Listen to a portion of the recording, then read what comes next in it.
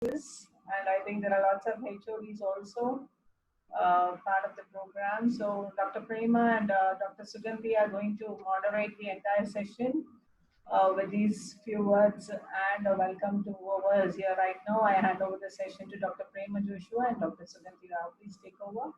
Thank you.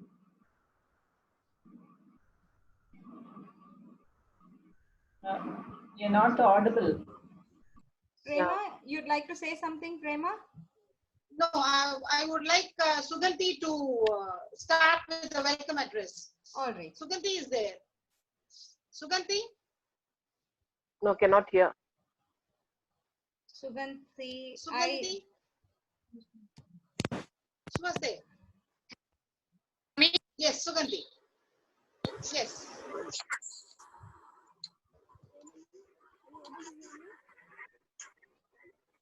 Not audible? Yeah, not audible. Not audible. I had unmuted Sugandhi, I think.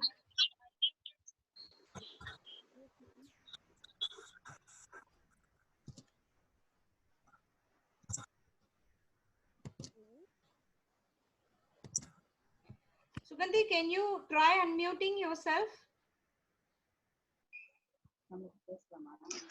Hello, now are you able to hear me, ma'am? Yes, I am.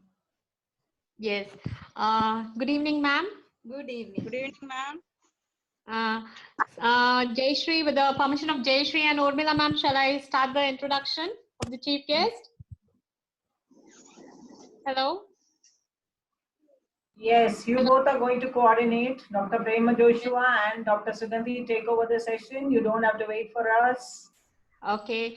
So good evening, everybody. It makes me so elated to be a part of this online FDP, ascertaining that there is no lockdown for learning.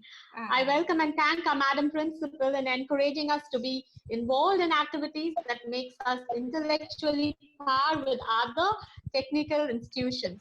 With the same enthusiasm, I welcome Dr. Urmila, PG Head, and Dr. Jayashree, UG Head, Department of English. A special note of welcome to our resource person, Dr. Preeti Vaswani, who also belonged to the academic sorority of Kaveri College for Women.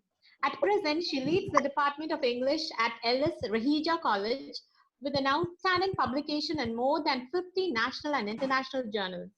She has expounded various disciplines like literature, psychology, tourism, and social issues. Welcome to the meet, ma'am. Thank you so I much. extend my Sugandhi. invitation. I extend my invitation to the participants and request them to be keen on our explanation and post queries in an organized manner to derive maximum benefit out of this program. Thank you. Over to Dr. Preeti Vaswani. Thank you very much. I am very excited to be amidst all of you, and we have a lovely participation of around 70 participants here, and this shows that technology has enabled us to use it as a means of communication. We've already understood that, and all of us, whether or not we were taught how to use these apps in college or we never learned it, we are learning at every moment. And that is the hallmark of a good teacher, to be a learner always. And I would like to share my screen here, because I've made a PPT, and that would enhance our learning experience. You are able to have a clear picture of the screen that I'm displaying? Yes. Yes. Okay. Yes, ma'am. Yes. Yes, Yeah. ma'am. Yes, yes. So before I proceed, I would like to make a special announcement to the participants and apologize beforehand itself that since we are using the basic version of Zoom, we would be logged out automatically within half an hour, but there is no need to worry. You can simply use the same link to re-log in again. Okay, all of Okay, ma'am. you, please Yes, ma'am. note that even if you are logged out automatically within the next half an hour, Yes, please re-log in again using the same ID that you used now, the link, And also, I think I would take, 5 minutes to get back to the second part of the session after logging out again, because I have switched on the record mode, and once a Zoom meeting ends, then the processing of the recording takes a few minutes. So please be there. I will join you within the next 5 minutes once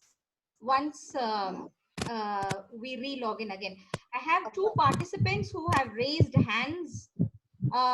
Anything that you wish to say? Sri Aruna has raised hand. If she has a query, you can type it out, Sri Aruna. Or we can simply proceed to the program. Now we have here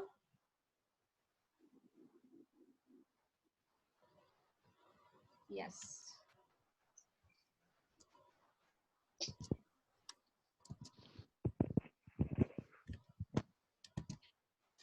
We have our Kaveri College for Women organizing this faculty development webinar. It's a program webinar on enhance your communication, vocabulary and grammar. Before I get into the actual talk, I'd like to congratulate the management, the principal and the staff of Kaveri College for being re-accredited with A grade in the third cycle of NAC, which is a wonderful achievement. And you have also achieved the autonomous status. Kudos and my sincere appreciations to the Reddy Educational Trust and to the principal, Dr. B. Sujata, to all the teaching and non-teaching staff and the students, my appreciations and congratulations. Now, I'd like to, I request the participants to mute themselves, and only if you have a query, then you can unmute yourself. All right, thank you. So I'm going to just first begin with some of the rules that we need to know in order to use English correctly. And it's not too many rules that I'm going to discuss about. There are 5 important rules, and most of the students make maximum mistakes while using these words. So if we have a clear idea of the rules here, 5 rules that we will focus on, we would see that there would be such a great improvement in the correct usage of our English. Let us first get into the rule that is associated with the past perfect tense.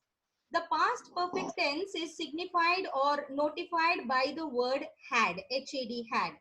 This can be used only when there are 2 actions taking place in the past. And out of the 2 actions, the one that took place earlier, you use the past perfect tense had, and that which takes place later, you use the simple past tense. For example, the train had left before he reached the station. Here we have 2 actions taking place in the past. The train leaving the station and he reaching the station. And since the earlier action was the train leaving, we have used had for had left. And the later action was the person reaching the station, so we have used the simple past tense reached. In another example that I have here, she had completed her work before I reached there. 2 actions taking place in the past. She completing her work and I reaching there. Which is the earlier action? She completing the work. So I have used the past perfect tense had there. That is one basic rule, and we teachers need to be aware that our students make maximum mistakes in these areas.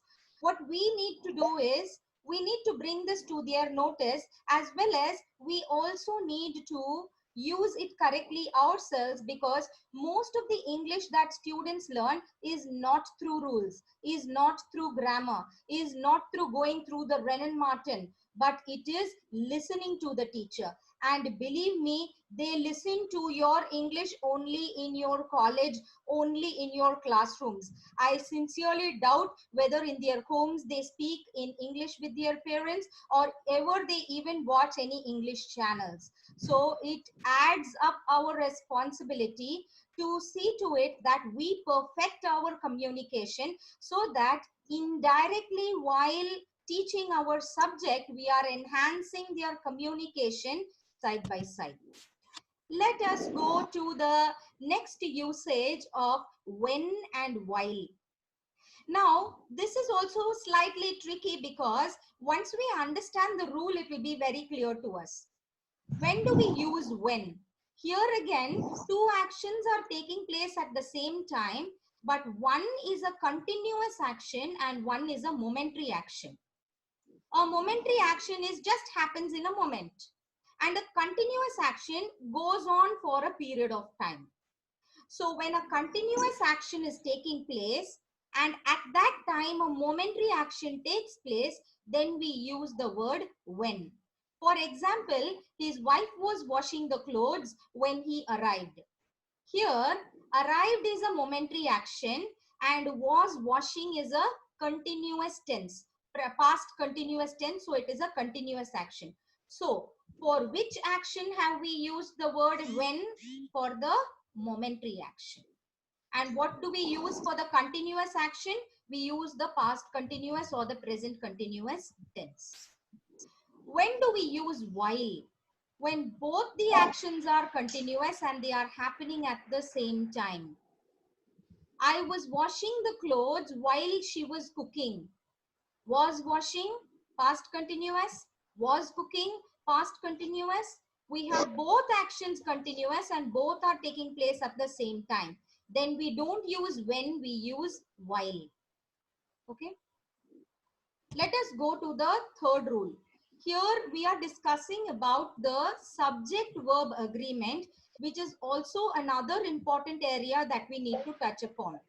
We all know the rule that a singular subject takes a singular verb and a plural subject takes a plural verb.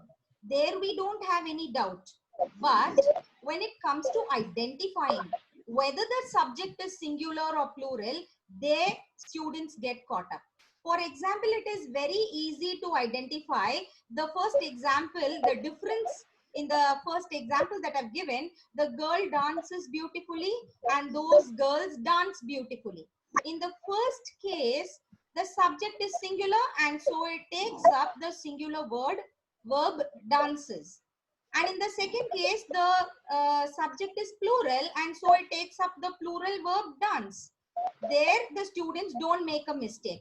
But look at the other examples. Bread and butter is his usual breakfast.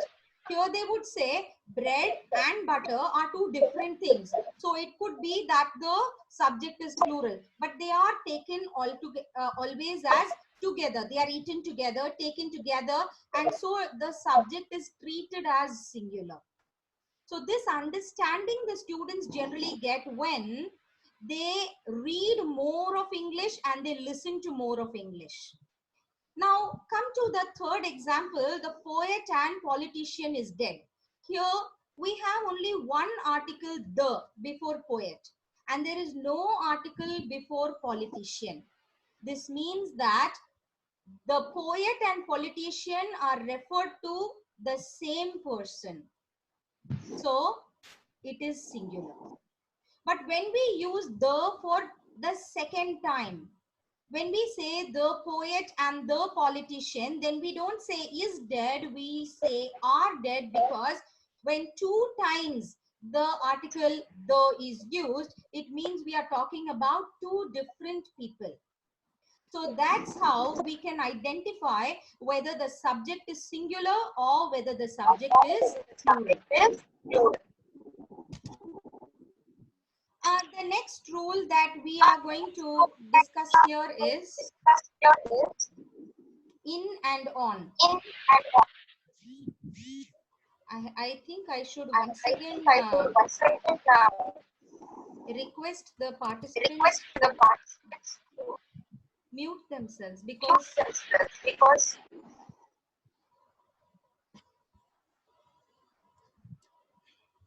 Give me a minute to go to the settings.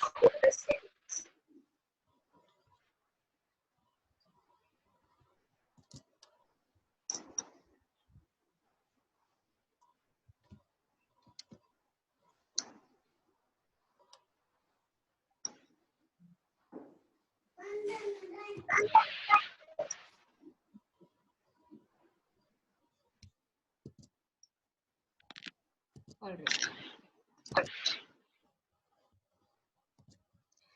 Let us go to the previous slide here about in and on.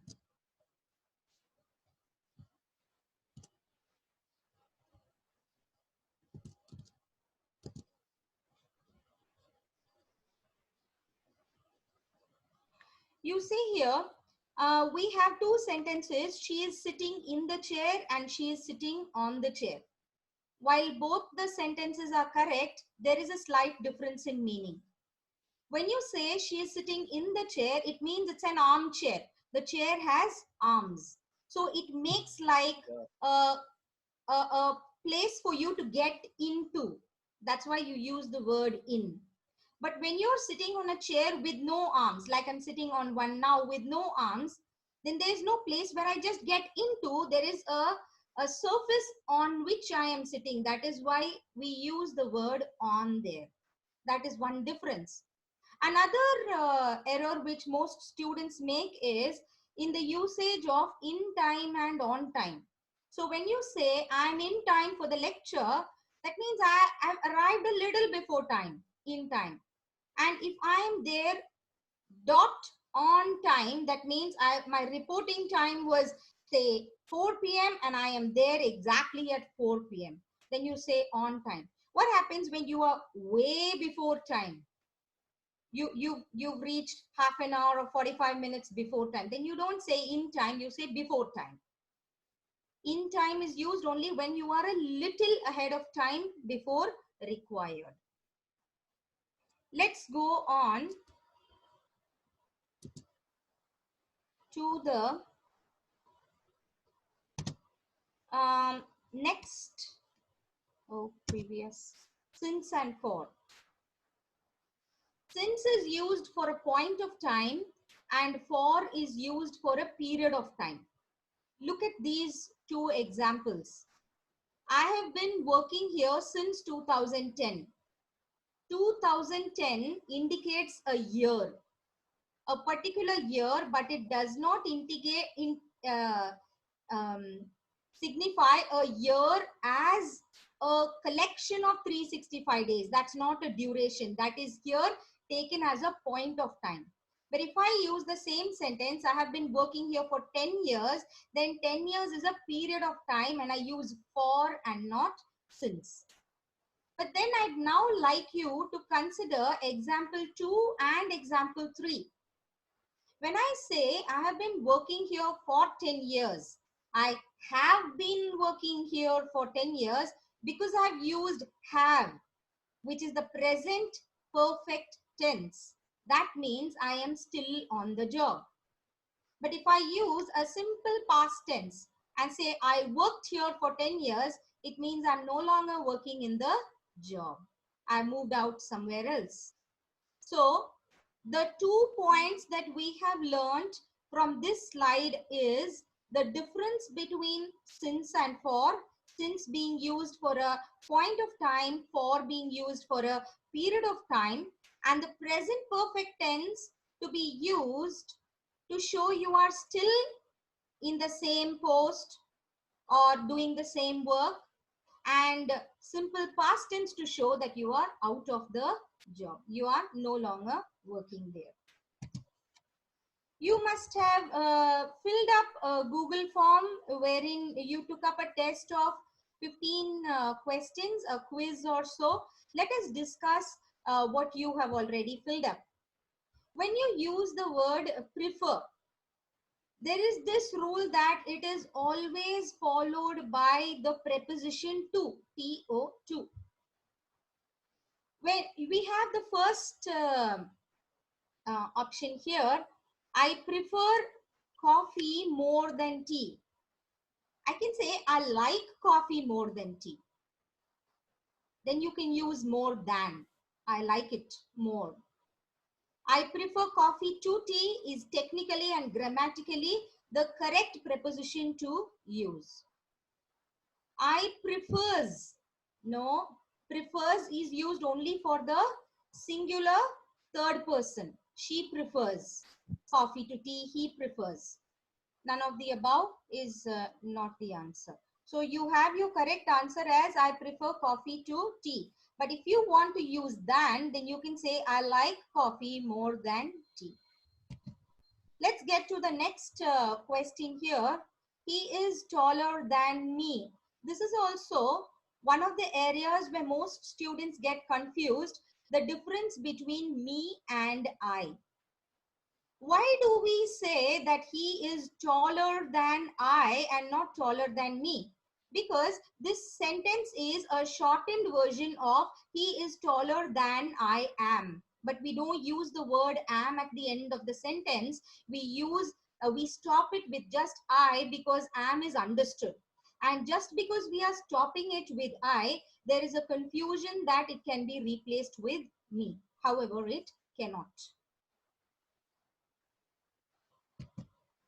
When I met him, I wished him. Now, actually, it looks very clear in the Indian context. Wished him good morning, good afternoon. I wished him well. But actually, greeted is the right word for it. When you say when I met him, I wished him good morning. That is right. I wished that he got well soon when I met him at the hospital. That is right, because you're telling what you wished.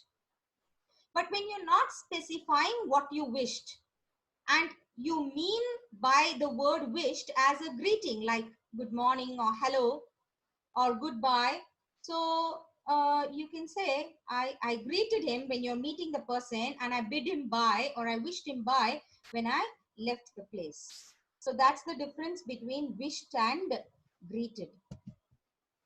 This is one of the common errors that Indian students make. I met my cousin brother yesterday. When I say I met my cousin yesterday, they want to know, is your cousin a boy or a girl? That curiosity is there because they feel that the information is incomplete. So they feel the need to add the word brother or cousin, sister. However, in English, you cannot use the word brother or sister because cousin is a common gender.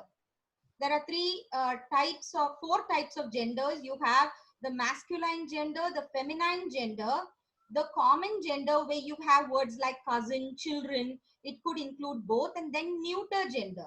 Neuter gender, like it does not have a gender, like table, chair, inanimate objects.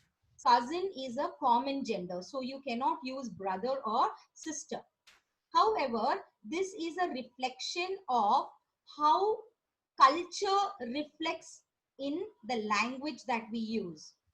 Because if you see in Indian languages, you have words like Chittappa, Periyappa, Chacha, Mama, Tauji, all these words you have. But in English, there is only one word, uncle. I mean, it's not specific. The relationship is not specific. Uncle is a general term used for all. While in Indian context, you have specific names.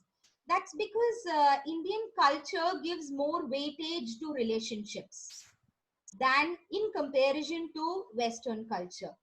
That's how it reflects in our language as well. Now, this difference between beside and besides. Beside means next to.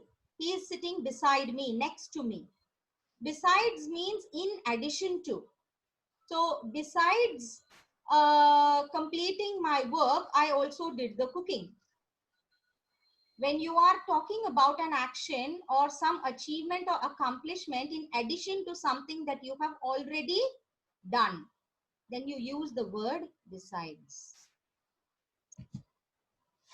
This is another area that I would like to detail on. Take the correct usage. You've done this. In which year did you pass out, or in which year did you graduate? doesn't look like, when you hear these two sentences, it doesn't look like there's much of a difference in both of them.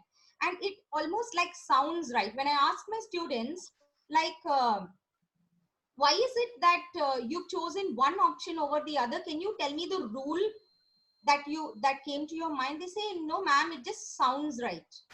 That's how students pick the options. But let me give you the difference here between pass out and graduate. When you use the word pass out, it is generally used by the Britishers in the United Kingdom, especially in military or police colleges, where people complete their graduation and they pass out. But when it comes to a normal college, like a science college, an arts college, they don't use this word. Moreover, it is confusing to Americans because Americans use pass out in another context. When a person is too much under the influence of alcohol and he faints or becomes unconscious, then they say, oh, he's had too much of a drink and he passed out, not passed away, passed out. That means he fell unconscious. This is one difference. I don't know how my screen is getting tick marks. It's a puzzle to me. We have actually crossed 35 minutes and we will soon be logged out. Do you feel that before it happens automatically, that I end the meeting and we get back after 5 minutes? Is that going to be okay? And I'm really feeling bad to tell you this. I don't like this. I don't like this hindrance or this break here. What do you suggest, Prema? Yes, ma'am. Shall we? Participants? Yeah. Yeah, is that okay? Already there was a notification on my screen that the link has cut. So I again logged in. I went out and again logged in with the same link. I came back. Oh. Yes, Dr. Preeti, if I can butt in, I think it is going very well. And these are the questions which our participants have been wanting to clarify. So I'm sure they'll get back. We'll give a 5 minutes break and we'll get back sharp at, what's the time now? It's 4:30. We log in at 4:35 sharp. Yeah, sure. That will be great. Yes, I think that will be wonderful. Yes. So a quick 5 minutes break and we all get back. Thank you. Yeah. Thank you so much.